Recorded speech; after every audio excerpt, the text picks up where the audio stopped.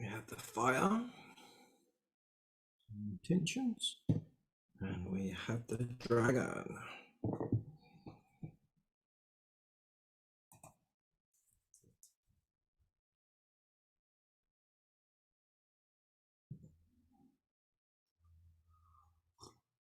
Hello, hello. Look, you're on mute.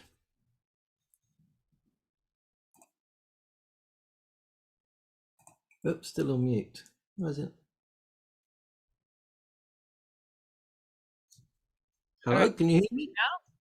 There you go. We have connection. Beautiful. Your hair looks gorgeous, by the way.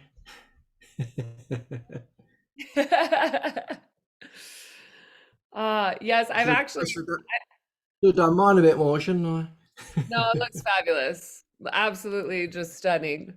I've actually been recording my own summit as well. So this is All kind right. of a fun flip because I think I've recorded like 15 interviews in the last week or so. It's been exciting, exhilarating.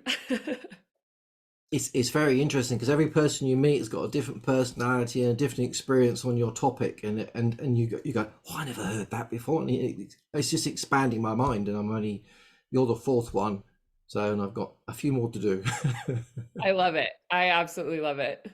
But it is good fun, that's for sure. I love all your bits in the background. What are they? Are they drumsticks, or what are they? Oh, They're light light bulbs. bulbs. Light bulbs. Yep.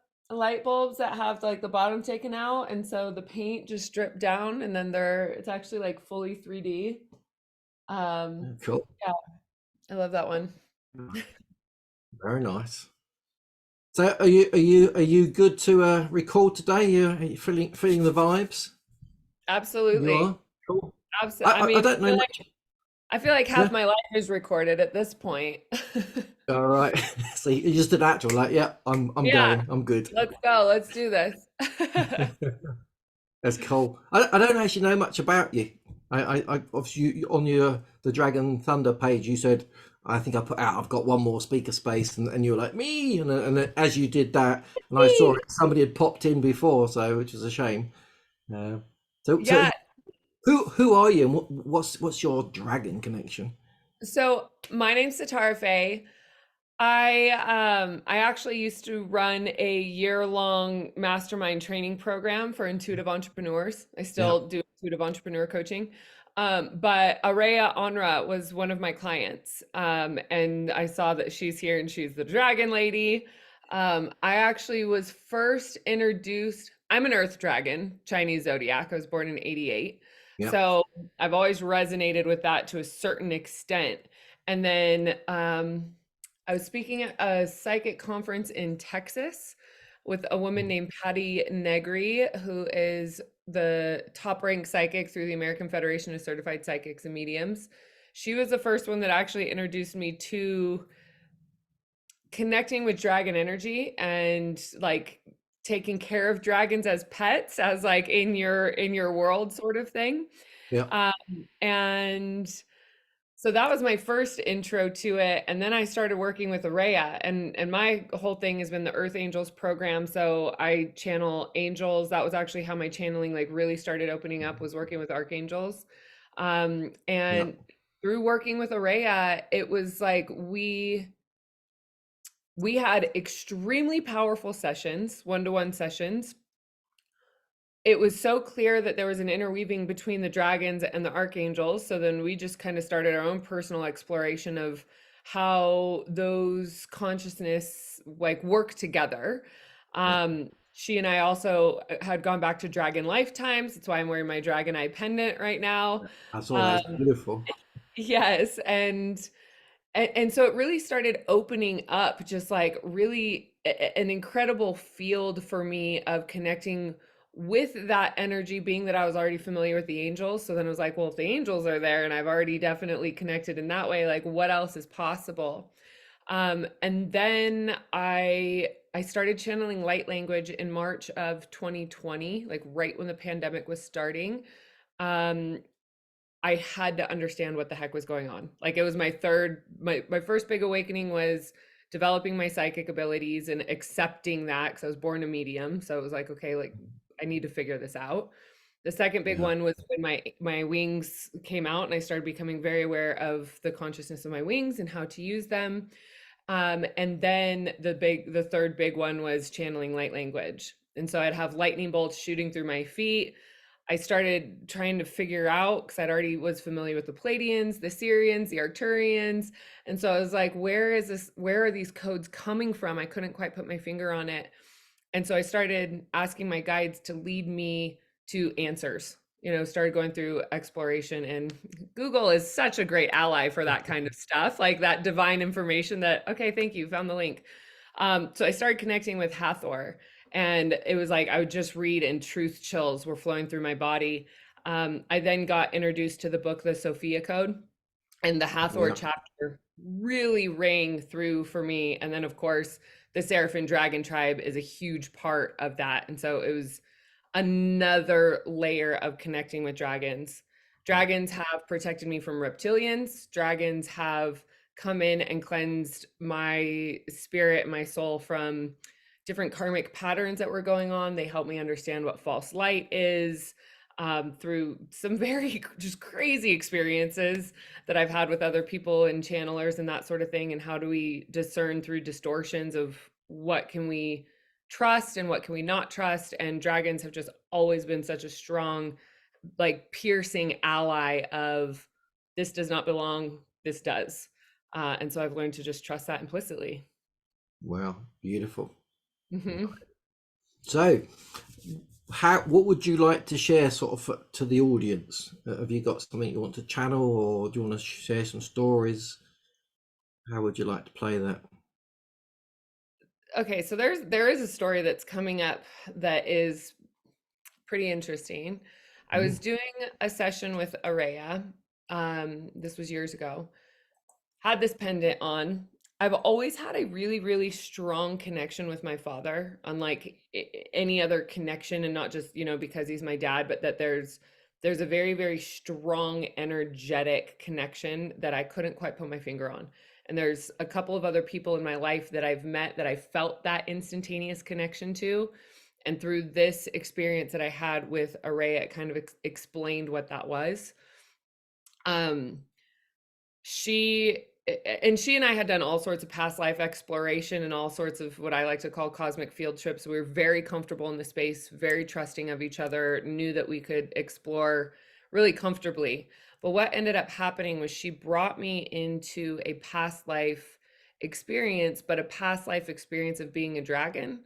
And we went to, as we were astral traveling and connecting with this information, we went to a lifetime, a planet, and there was a very clear, the memory that came to me was being a dragon, having left the planet to go on some sort of mission, which was not disclosed in this memory, but went on some sort of mission.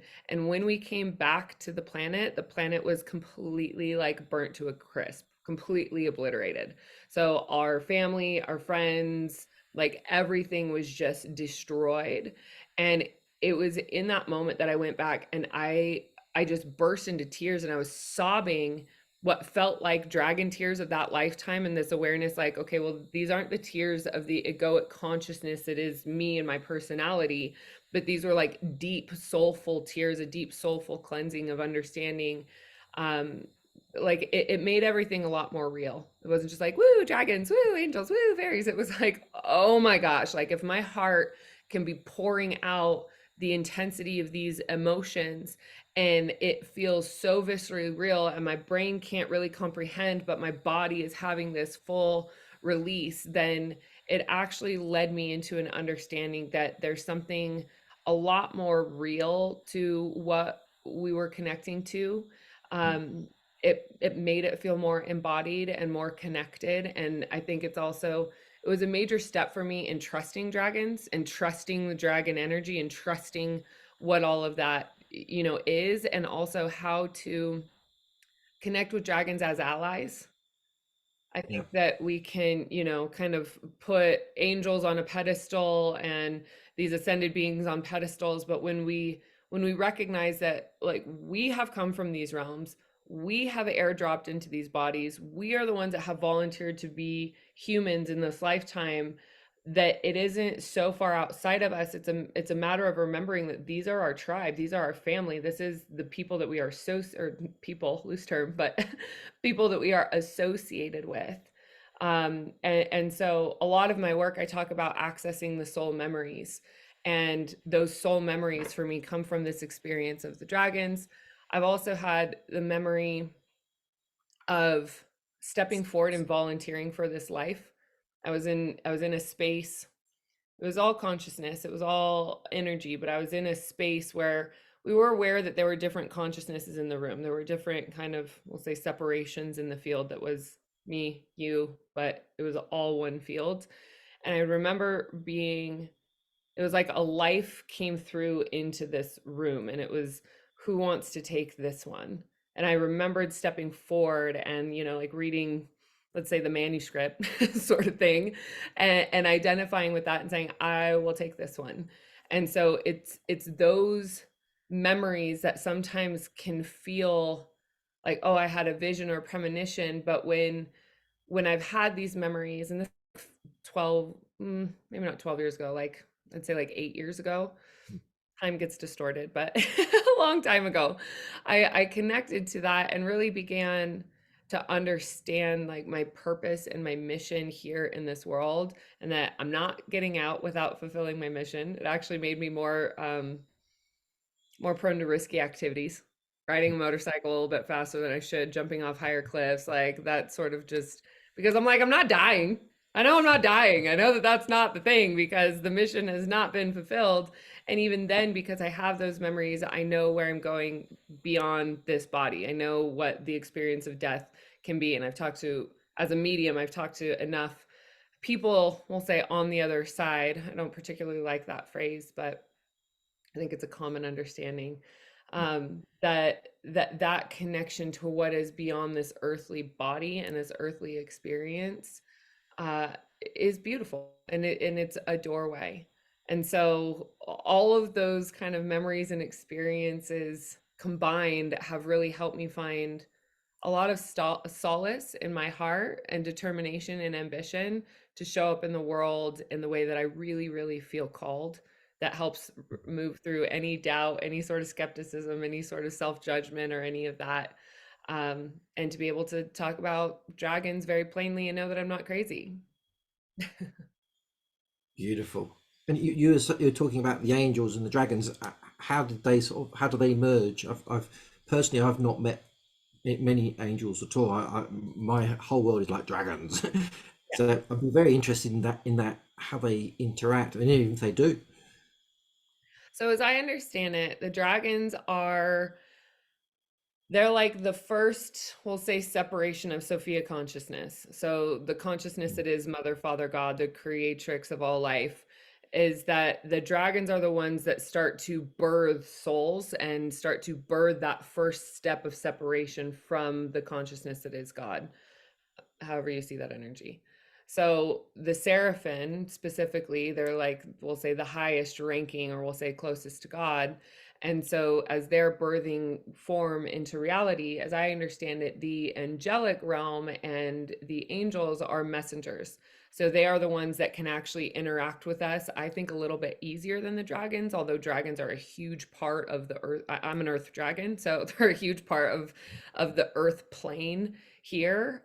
But simultaneously, I do think that angels might be a little bit more accessible, but that's also because I was raised Christian. Yeah, I'm sure Buddhist and Chinese philosophy, there's dragons everywhere. They connect with dragon energy. They know the power of dragons. A golden dragon has not gone anywhere. Like, they're there, they're alive and well. So I think part of that is just also my own upbringing. But as we see dragons, it's like dragons are power. We have angels as wisdom. And so there's just kind of a different frequency in which they come in at, and different, I would say, specialties. And even some of that like comes down to, let's say, personality. And what I will say is that the farther I've gone on my journey of connecting with these energies, the more I recognize that that there is no separation between us and the consciousness that is them. It's that we are the emanations of one another looking back to each other. And so again, that it removes the pedestal, Mm. and the pedestal that creates that kind of separation, that thinks, that we have to ascend to a certain frequency or a certain consciousness to be in that way. And what I would say to that is that the ascending to the consciousness that allows you to understand that if those frequencies live and breathe inside you, in the sense that if I can remember being in the angelic realm, if I've been able to access the energy of my wings, and my favorite thing to do in this world is to introduce earth angels to their wings and access those memories and turn that on. It's like that moment is, there's nothing like it. Um, and so it's being able to not just know and comprehend, but to be able to resonate to the frequency that is that consciousness itself. And so I would say the more that I have explored in this way, the more I identify and realize that even ascended masters like Mother Mary and even ascended masters like Green Tara, that as we're able to connect with them and their emanations, it's that they hold qualities within themselves that we also embody because we are associated to the divine genome. My Mm. brand is called Monad. So, Monad is the indivisible spark of divine consciousness that exists at the core of all living beings. So, it's that indivisible spark. In the Sophia Code, they reference it as the divine genome, but it's that frequency that is at the core of all living beings that is the seed of Sophia consciousness. So, as we are transmitting information from our heart space or our life experience back to Sophia, Sophia is an ever evolving consciousness in and of itself. So there's constant feedback that's going back universally and how we're all evolving together. And so the connection between like angels and dragons, yes, they are the separations in the sense that you are you and I am me, and also that I am a reflection of Sophia consciousness looking back to you, in the sense that you are a reflection of Sophia consciousness looking back to me. So, in the unison of how they work, if we think of dragons as birthing creation into form, protection, power, then the angels are also the wisdom and the messengers. They're sharing information, they're guiding, they're shortcutting, but we have to let them in. We have to be the ones that activate our free will and say, yes, I'm here to receive help. Yes, thank you, I accept. Yes, like let's continue to open path, and basically develop a very clear and conscious partnership with what we're creating and what we're capable of doing with their support Mm. in both Great. senses, with angels and dragons. Yeah, and you talk about opening up and receiving that. Have you got some advice for people that have got a feeling that there's maybe angels and dragons around them, but they've still got that mentality that, oh, they don't exist? Have you got some advice for people how to open up to that energy? Yeah, stop drinking alcohol. First things first, stop drinking alcohol. Pharmaceuticals, opiates, these sorts of things are going to block your channels. Digital detoxes, your phone is completely destroying your imagination and your clairvoyance, your ability to see, especially if you're looking at your phone and devices at night. The biggest clarity that I always have is when I'm doing some form of a digital detox, even if it's just limiting, like no technology after 8, no technology before 8 a.m. That's when I have the most clarity. That's when things are absolutely just focused and pristine. Alcohol is a big one. So, same with weed. Like when people are smoking weed, especially like before they go to bed or that sort of thing, and they think it's just helping them sleep, it's killing your connection to your astral body. Like that's why a lot of people that smoke weed don't remember their dreams. Some Right. people do, but a lot don't. And so if you're doing things that are clouding your channels, your ability to connect is just like you're literally putting fog on the line. So if you want to, and I am a huge advocate of responsible use of psychedelics and microdosing and that sort of thing, because those will open the bridges to the dimensions that are existing with us at all times. They'll open the bridges. It's like They kind of show you the map of how to get there. And then once you've been there, you know the way and you can embody that sober. So there are certain ways in that, but again, it's like absolutely in a responsible setting, set in setting, not like, taking a bunch of acid and going to a rave. It's a different experience. Like you're putting yourself in a lot of dense and dark energy. So if you're out in nature, you're with people that know what they're doing. Um, there's even ketamine therapy that now is starting to open up. There's a lot of really powerful ways that we can open up those channels using substances. Now, aside from that, putting all of that aside and away, part of it is simply the desire to be able to do so. And most people have a lot of fear around that. Like, for instance, when I was introduced to Palladians probably when I was like 24, and I started connecting with that as our star families. When I started channeling light language, my periphery of the universal intelligence like just blasted wide open.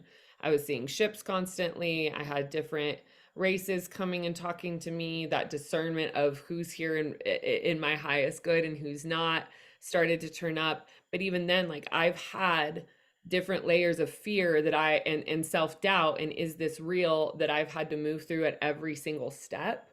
So to be open and to connect, there has to be a desire, and there has to be a willingness to receive the information and the guidance that's there without trying to control it. If you think that it's supposed to look in a certain way, then you're fogging the channel. You're not allowing it to come through. So it is about creating a clear vessel for this information to come in.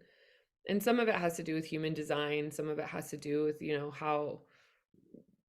what lifetimes have you had that certain people have a more open predisposition to channeling and that sort of thing. Like I was born a medium, but I do believe that mediumship is something that we can learn. These are things that if we have had lifetimes of experiences of developing these kind of magical incarnations, then we also have the capacity and the capabilities in this lifetime to also advance that. And as I was sharing with you, I've been recording a summit, and the summit that I'm curating it's called Beyond the Physical. So it's communicating with people who are teachers of human development, leading edge of human consciousness, and also the digital world and digital revolution. And how are we able to use these resources in a way that benefit? And so one of those things I really believe is that as human consciousness is expanding, our technological capabilities are also expanding, and what's accessible to how we can use them and not be so afraid of them. And so there are ways in which we continue to ascend also in our own maturity. And so that's a huge, huge, huge, huge part of it. Because if you're a novice or you're naive to opening yourself up to channeling, the potentials and possibilities that you have to opening yourself to beings that are not in your highest good. And part of that is like angels will never come into your field and try to control you. Never. They will never come into your field and tell you what to do and guide your thoughts and actions. They'll give you messages. They'll tell you things like you would having, a conversation with friends. But if there is an openness and too much of an of an openness, then what can happen is you basically give up your sovereignty, you give up your autonomy, and you make a deal with a being that you don't necessarily know very well, who also has a more bird's eye, broad view perspective of what's going on. And that kind of entity removal does take a specialist. It absolutely takes an experienced specialist to remove that type of attachment and connection. And everything is undoable. I'll say that. Everything is undoable. You just have to find the right people that can actually help you disconnect. And so if you have a wounding, like a deep core wounding that has not been reconciled, and you start trying to go and like open yourself to all these beings and all sorts of weird stuff, you're asking for some hard lessons. You're asking for some really bad days, and like in a really not pleasant and not fun way. Alcohol and weed are two things that will also just reinforce those blind spots and let them live in your consciousness without you even knowing, as like parasitic energies. So that was a very broad answer, but you have to be careful. Like you do have to be careful. It's not a thing that you want to go in just blind and like, woo, I'm channeling angels and woo, because there's impersonators. Like you Mm. go to Vegas, you see the impersonators of Michael Jackson and Britney Spears and all this. There are impersonators of archangels. And if you are not clear on how to discern what is an angelic frequency and what is someone or something that looks like it, similar to false light. False light is like, it's like a Bali Gucci bag. False light is like, we know that there is light energy. Light energy, authentic light energy, is heart centered and embodied. It's heart centered and embodied. So when we look at light energy and light energy that makes us feel like woo and euphoric and like woo, I'm high and I'm kind of drunk on like all these energies, that's not real light. That's not embodied light. That's not the consciousness of Sophia or Christ consciousness or Buddha consciousness. That is these impersonator sort of things. And what will happen is in that false light, it creates a distortion, and I'm pointing around here because it happens around your crown chakra. So it creates a distortion around your crown where you then quite can't see it. Like I do not work with white light. A lot of people work with white. I do not work with white light. You don't have to use it. It's just the bottom line. Can you use it? Yeah, but if you don't know what you're doing with white light, I've had to do a lot more healings on people with white light than I've seen it working for them in their good. So we want to be very like clear and aware with what information are we taking in and what information are we gullible and believing just to the end of the world, without using our own discernment. So first step, 1,000 times over, is embodiment. Mm. Get in your body. This took me a few years. I had so much pain, so much trauma, so much deep, deep, deep, deep wounding from childhood and early adolescence that I was what I call an escape artist. I was like, how can I black out? How can I do all the drugs? How can I get out of my body? It's super painful here. I don't want to be here. And so for me to get in my body and learn what it actually felt like to be in my body, it took years, and it took years of healing and clearing out just layers and layers of pain and trauma that wanted me to be out. And so it wasn't until I really started addressing the pain and Mm. addressing the subconscious wounding that I experienced in childhood and doing a lot of inner child healing and all that sort of stuff that I was really able to start opening my awareness to what's here. And so like 10 out of 10 to channel without full and clear embodiment and to know what is your energy, how you're sitting in your body, what other energies are there in your body.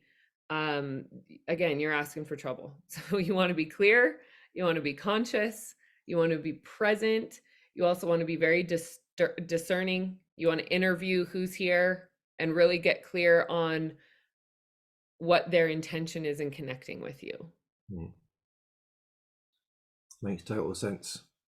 Yes. Total sense. Yeah, and there's so many people out there just like, I want it all, give me it all. I mean, it's like light language. I mean, can you talk about light language a bit? Because I've got so many people that are saying, how do I get light language? I want it, mainly because they think it's cool. How what would you say about light language to I people? mean, it's cool. What I will say is I was not looking for it Mm. at all. At all. I was like, I was like, us magical people, we all have our own lane, right? Like, those are the astrology readers, those are the tarot readers. I know a little bit of both. I wouldn't say that I wouldn't advertise that I do either one. Like, we all have our own lane. I'm like, I'm a Yeah. psychic. I do extractions. I help people connect with entities. I'm a medium. That's my lane. Well, I had a former client of mine that was doing Facebook Lives, and she had a woman that spoke light language on it. And Mhm. from my own personal judgment, she wasn't very grounded in the sense that it was like, oh, and I was like, where is she going? Like, what is she looking at? What is happening here? And so I had just judgments about it. I was like, nope, that's what they do. Well, I was working one day and I was on my computer and I just heard, put your computer down. We have something to show you. Super common for me. So I listen. I put in a meditation on YouTube. I think it happened to be a light language meditation, but it was kind of more of just music. And then after that, it was like a requested video of like what is light language sort of thing. It was like 5 minutes long. So I was like, okay, I'll listen to it. Full blown activation. Full blown. I went from not speaking it at all to a matter of 10 minutes. I could not stop channeling. I couldn't stop moving my mouth to the point where like my tongue, the sides of my tongue got raw. And I just like, I couldn't stop it from flowing. Me trying to hold it in, what it took way more energy and effort than to just let it move through. And then that night, I I had a very lucid dream. I Archangel Michael and Jesus were on the left side of my bed, and then there were like these demonic entities on the right side of my bed. From what I could tell, were like fighting for my soul, sort of thing. And I was like, "Oh my God." And I just had like blasts of lightning shooting through my feet. And I knew that there was something that was really strong. But in the sense that I had mentors when I was developing my psychic abilities, which I highly recommend. There's a very clear difference between a trained psychic and an untrained psychic. Um, and also when I started developing my wings and connecting to that consciousness, I had people that were already a little bit further on the path. So I could ask questions, Mhm. know that I wasn't going crazy. When I started channeling light language, I did not have anyone like in my field that I knew that had been channeling. I started reaching out to a few, or I'd start sharing it in my videos, and people would be like, "Oh, like I started channeling that when I was 8 years old in the church and was speaking in tongues." And so I started to just kind of explore a little bit more what I believe with light language. Because some people, I've also seen some people do it and they're like trying to do all these hand things. And like the thing about light language is it is felt. Can people like blah, blah, blah, blah, blah, and like try to make something up? For sure. But if you're not feeling it, there's something off. And the Mm. thing with it also is like in the new age community, there's a lot of wounding and there's a lot of things that go on for show from an egoic place. That's like where people desire to be on a pedestal, and it comes from a wounding of low self-worth. So again, when it comes to like identifying and connecting with light language and do I really want to speak light language? One, it's a huge responsibility. I'm It's a huge responsibility in the sense that like the information that has started coming to me and the beings that I'm now connecting with on many multi-dimensional planes that are a part of, they have been a part of my reality and they've been a part of my soul consciousness for an extremely long time. But still my human mental awareness, and I consider myself a professional in this field, still my mental awareness gets kind of freaked out by it. And because I've had really Mm. traumatic experiences connecting with the wrong beings, non-benevolent beings that did not have my highest good, and how it throws off my life and like all sorts of other things. I've had to go through like these very high dimensional washing machines to learn these lessons, to speak these things. And so that's also where finding somebody that has gone farther on the path than you have, that knows how to shortcut it and knows how to be like, you know, don't eat that plant, it's poison oak, or don't eat, that knows something. You want to have a guide that knows what they're doing when you're kind of traversing in this way. So the light language, as I believe it, it comes through when the egoic consciousness is ready. And some of that comes through, especially in Mm. children, because they don't have the mental and egoic constructs of what that is. And so I believe that it came through me in that way because I've cultivated and I've curated enough embodiment to be able to hold the frequency of the codes. Like I am holding the frequency of the codes Mm. and the embodiment of the codes just by my presence. And so that has taken, like, I'm talking 10 years of dedicated practice. And doesn't have to be the case for everybody, but I have been unwaveringly dedicated to this path and to my abilities since I stepped on it when I was 21. And so there's a foundation that has been laid in my consciousness to hold that and to wield it with the responsibility that it comes with. Because knowing how to manipulate energy and knowing how to work with the quantum field it's kind of like a hammer in the sense that a hammer can build a house and a hammer can destroy somebody's hand. And so it's how do we want to use it, and where do the ethics and morals come in a place of like who's able to access it. And so there's a lot of things that go into it. A depth of self-trust, cultivated consciousness, maturity and wisdom. And wisdom to me, I see wisdom as spiritual maturity. It's knowing, when to step forward, when to not. But if you have a bunch of, toddlers or people that are in spiritual infancy thinking that they're masters, wielding this kind of power, it's wildly destructive and horribly traumatizing, especially to wounded people that are looking for guidance. It's a huge shadow side in the new age industry and these kinds of workshops and all sorts of stuff. You have to use your discernment. You have to. Yeah, makes sense. Lots of caution. Don't go in. Was it say where angels fear to tread? I think there's a lot of people think they're more powerful than angels and treading everywhere. Yeah, that's Well, beautiful. so a lot of my own personal history in this body, there has been a lot of dark nights of the soul, and there have been a lot of ego deaths. I had Mm. some early childhood trauma, some sexual traumas in my early adolescence that like I just locked up, didn't tell anybody about, manifested in addictions. I've seen my friends, almost kill themselves with alcohol. I've been to Al-Anon. I was too prideful to go to AA, so I chose Bikram yoga and sorted my stuff out a different way. But there's a part of those life experiences that I have had that one, they've built a different kind of resilience within me, and a different kind of like no nonsense, like it either is or it isn't. There's none of this like airy fairy shenanigans in between. And simultaneously, I do believe that in treading in that much darkness and seeing that much manipulation and being able to identify it, and don't get me wrong, my naivety has been taken advantage of in some of the worst ways. And so to forgive those experiences has also curated a different sense of like loving compassion within my own heart and within my own existence. But simultaneously, what I say is I believe in part that I have been gifted and been able to access the light codes within myself, because the light codes are a divine remembrance that our soul already has access to. And so if our heart is blocked, the codes aren't going to come through. So that healing and heart healing will also open that. And most people don't want to do the healing. They like want the codes because the codes are cool. But what it takes is going through the dark night of the soul, understanding who you are as a spirit, and really like heaping heavy doses of forgiveness in some big ways where we don't want to budge.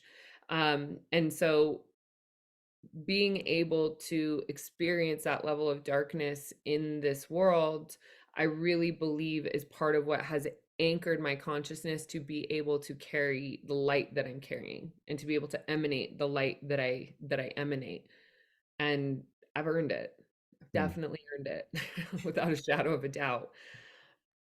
Got the scars. So you say dark night of the soul. Some people not quite understand that term. Do you want to explain it from how you understand that? Sure. Well, part of my path I have a degree in psychology, and I was always very curious about Jungian psychology, transpersonal psychology, like the woo that we couldn't explain. I felt Mhm. psychology really let me down when I learned that with schizophrenia, there was no explanation. They just put people on lithium. I was like, that's clearly a spiritual ailment. Like, why are we not paying attention to this? So anyway, that's why I chose the path of a psychic rather than psychologist. Um, the Dark Night of the Soul, I think, was really first introduced by Carl Jung, and it is, we go through life and it's like la la la la la la la, everything is great. Oh, that kind of hurt. I don't like that person. I want this lip gloss. Like whatever. It's like things are nice, and then something happens. Life happens. There's a death in the family. You get caught up in addictions, some type of an abuse comes your way that you weren't expecting, especially as an empath. The empath narcissistic relationship dynamic, there's a whole category of healing that pattern because of how prevalent it is. And so these dark nights of the soul can get triggered. And what I'll also say as being, I have felt that since my early 20s, I knew that my life purpose was to facilitate as many awakenings on this planet as I'm capable of doing. And so I've seen a lot of awakenings. I've participated in a lot of awakenings. I've evoked a lot of awakenings. They often happen through a dark night of the soul. And like we as humanity, through the panini that I lovingly call it, we all went through a dark night of the soul together, which was facing the depths of the shadows and the underbellies of what is already in existence but has been coming to light. And so that's really the dark night of the soul. It's going into what I would say is like the underbelly of the soul's existence. When we start channeling past lives, or when you start remembering your past lives, you will watch yourself murder people. You will watch yourself being the manipulator. You will watch yourself being the villain in people's stories in ways that you can't really fathom. And if your consciousness isn't ready to lean into the forgiveness of the acceptance of, oh, that's what is and that's what was, and I can actually reconcile and clear that karma now, it can literally spin people into like points of psychosis. These Kundalini yoga classes and like things where people like, I want to get into like the Kundalini, haha. If a person, and same with breath work, if a person does not have a very balanced and grounded, solid footing of their own psychological development, it can literally trigger experiences of psychosis, and it can literally trigger like serious mental breaks. And at that point, you need a professional to help move you through it. And so these dark night of the soul experiences can be these places where there's a lot of fear, there's a lot of uncertainty, there's a lot of self-doubt, there may be thoughts of suicide, and oftentimes the thoughts of suicide aren't actually that a person wants to take themselves out. They think they do, and those feelings are there and they are alive and well, but ultimately what's happening is an ego death. And that ego death is that there's a massive part of the identity, which is not in association with the soul. So the dark night of the soul is that the soul wants to express, but what has to happen is the underbelly of that shadow and the underbelly of the density that is existing in the consciousness of the soul must start coming up and coming through to be able to be expressed and transmuted into light, which is why these dark nights of the soul often evoke awakening and evoke these pieces of remembrance and almost like force us into compassion and force us into forgiveness, because you essentially get backed into a corner where you have no other choice. Like you have no other choice but to let go. And that is like deeply uncomfortable, horribly, like not fun life experience, but it's also one of those like hindsight all said and done, worth it. Yeah. And do you think it's a one shot thing, or do you have many dark nights of the soul? Many, Yeah. many, Yeah. many. And I would say they're in varying degrees. And the term like dark night of the soul and ego death, I wouldn't necessarily use synonymously, but they're like brother and sister. They're so close in what the experience is, but they're just a little bit different in how they manifest and how we feel. The ego death, like when people say I thought I was going to die, or I died on that hill, or like it literally is the languaging of that. That is what the ego death is. It's that there's a part of you that absolutely and completely dissolves. And that part is a part that is not meant to go with you when you are ascending.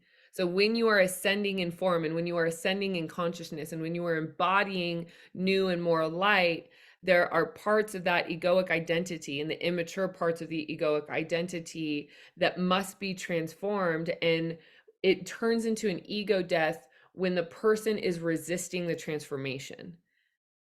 And it doesn't have to be intense, and it doesn't have to be dramatic, and it doesn't have to be chaotic. I do my best to teach through as much joy and as much laughter as I possibly can. Like, I do my best to bring people into the deepest, darkest corners and throw out a corny ass joke and get them to laugh. Because it's like when we go into those pockets and we bring laughter and joy and amusement, and like we say healing has happened, where it's like, oh, at least we can laugh about it now. That's when we Mm. know that we have actually transmuted the experience, rather than there's a psychosomatic like response in the body when we think about it. And I'm not talking like maniacal laughter that is a dissociation. I'm talking like actual genuine, like, woo, that one was, what a ride that was. You know, it's different than like, like distortions and trying to dissociate. Um, but yeah, that I would say that is the difference in kind of experience of the dark night of the soul and the ego death. That's beautiful. Yeah, I wish there'd been some bit more laughter in my Dark Nights of the Soul. I think mine were the deeper, darker ones. But Hmm. yeah, They it's usually beautiful that you can are. hold space. Yeah, it was beautiful. You can hold space for people and make it a bit more fun, a bit more joyous. Oh man, I've been through so much of it. And I've when I was young, because I stepped on my path in my early 20s, still wildly addicted, still like having as much fun as I possibly can. Dean's List honor roll, but like just pushing burning the candle at both ends and pushing it as far as I could. And ultimately, that's where I was like, there has to be more to life. Like, I can't be on the Dean's List and be like going this while and out on the week. Like, there just has to be something else. I couldn't have like broke this system doing what they say you can't do at this age. And so when I stepped onto my healing path, I still like, I like intensity. I like intense people. I like Bikram yoga. I like fast motorcycles. I like intensity. It's something that excites me. And so I used to heal by, oh, like, okay, here's the psychological like construct, that egoic structure that's created an identity and a whole belief system and a whole blah blah blah. And it's all hogwash. Like, it's all been like just constructed from trauma.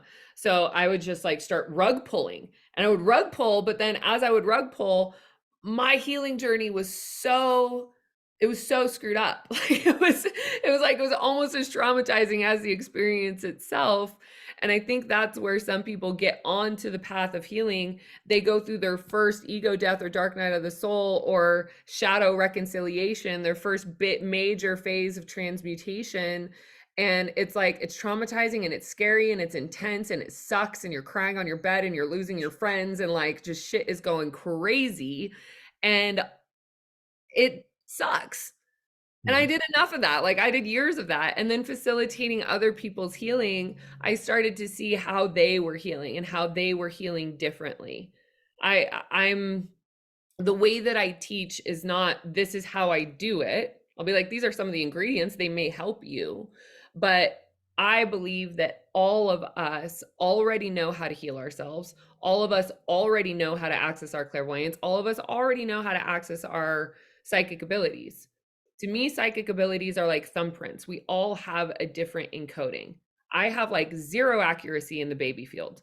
Baby gender, baby dates, baby this. Can I communicate with the spirit of the baby? Yes, because I'm a medium. But when it comes to the other stuff, like zero accuracy. My encoding is more business centered and business oriented and like idea doula, like business doula. Okay, this is how you're going to do it. Here's the plan. And this is like the creation thing. So Mm. psychic abilities are all like thumbprints. So if I'm trying to teach somebody, well, this is how you see and read a business plan, and this is how you see the potential in a human being, but their specialty and their association in their lane is literally babies and doulaing and midwifing, they just have a different encoding.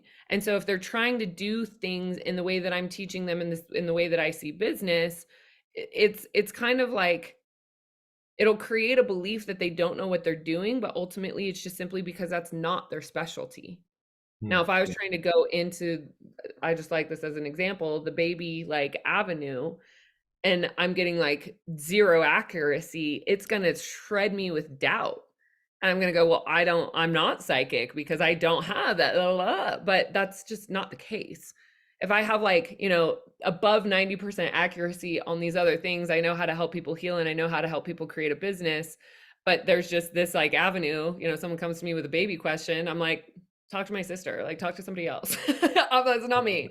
Um, so like that, in that sense, our abilities all show up so differently. And at the end of the day, it really, really, really comes down to self-trust. And Mhm. like I said, like learning to heal and learning to develop the abilities, it does not have to be a dramatic sort of thing. We as humans like the dramatic sort of thing because then it means that we have earned it and that it like, makes it more tangible. But you can literally walk through the gateway of opening your clairvoyance by going, like, I'd like to open my clairvoyance. I'd like to expand my capacity to see. And that's as simple as it is. But some people like the ritual and the drama and the story and, the lightning and all of that. And like, is that all there? For sure. It'll be there as you continue to ascend, undoubtedly so. But there are certain things that it doesn't need that. And so in my own maturity, getting older, like I don't want the rug pulls anymore. And so that's where I've learned, okay, well, we can do the depth of the healing of the core wounds, and we can go into those trauma pockets, and we can go into those absolutely horrible memories that we don't want to remember. But ultimately, if there are pieces of ourselves that are fragmented in time, which is often the case, then it is important to go back and recollect those parts of ourselves. And so if we Yeah. do that, and we're meeting the energy of the space where we're just in that dark space of depression and trauma and whatever the psychological situation is that's going on, and we meet it at that energy, we actually don't heal. And so if we can go and we can bring light and, yes, have sincerity in what we're doing, and then come out of it and to lighten the mood as we're connecting, start laughing, then it will help to bring that frequency up, and it'll actually integrate like instantaneously. So that's also that's years of experience of figuring out how to do it easily. It's like watching a Cirque du Soleil. You're like, oh, they make it look so easy. And it's like, 10 years of falling on their face and all sorts of stuff. Yeah, Yeah, it's it's like that. mastery, isn't it? You've done the at least 10,000 hours of it. Therefore, At so least.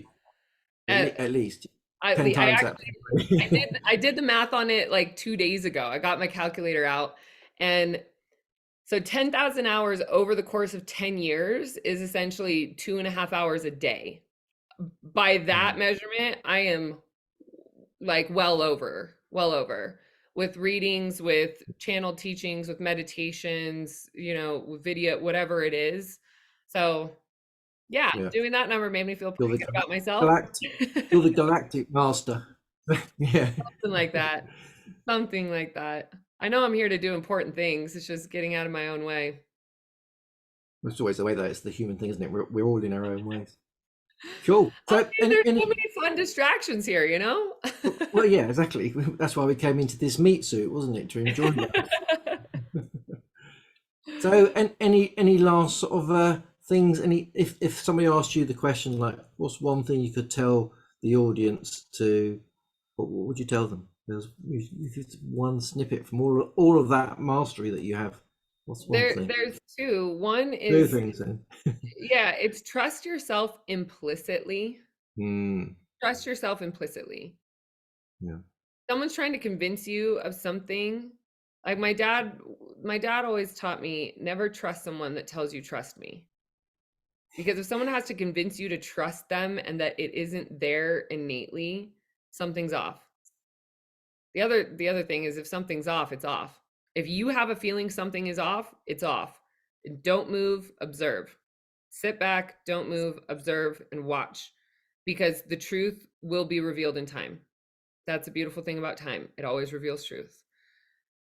The third is 100,000 times over, believe in yourself. Believe in yourself, believe in yourself, believe in yourself.